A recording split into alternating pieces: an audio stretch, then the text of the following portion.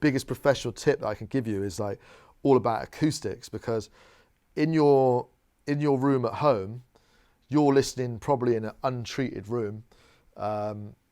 It sounds great to you at home, but wait till you play it out and then you're going to cry. Because, and that's an important thing to get over. Like, it's a horrible feeling when you do that. And actually, like, people always think like, you must love playing like new tunes out. I'm like, no, I hate it, because I guarantee you, like, even tunes that have been my biggest tunes ever, people don't know them. Two, the mix isn't quite right. They never work as they do a year later when everyone knows them, they've been mastered, you know. So you got to keep that in mind, that like it's not going to sound how you want. It's, you know, like, don't get too depressed about that.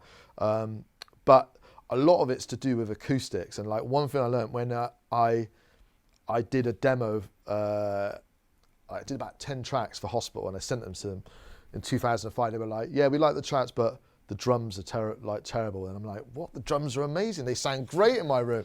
And they were like, oh yeah, the drums are not. And they said, come down to our studio. They had a treated room, and it wasn't anything it was nowhere near as good as what you've got in this college. But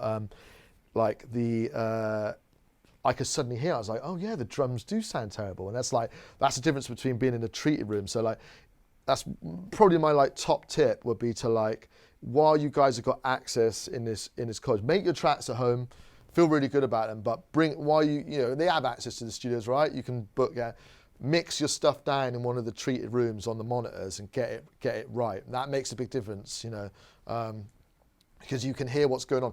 Don't trust your room at home, even though you feel like you know it. You'll you know, like, you've got like peaks and troughs in there. The bass is going to be uneven. So I mix all my stuff down in London.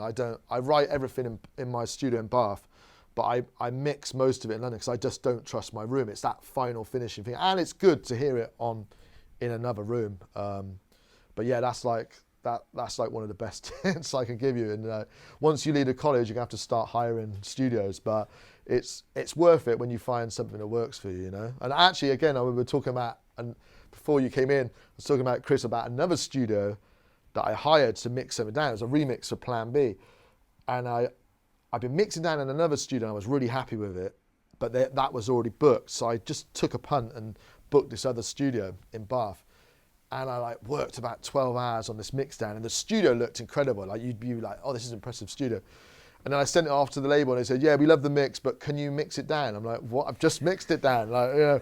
And so, you know, their acoustics weren't right. So it does take a bit of trial and error finding that room that you're like happy with. But once you do, you know, it's worth sticking to.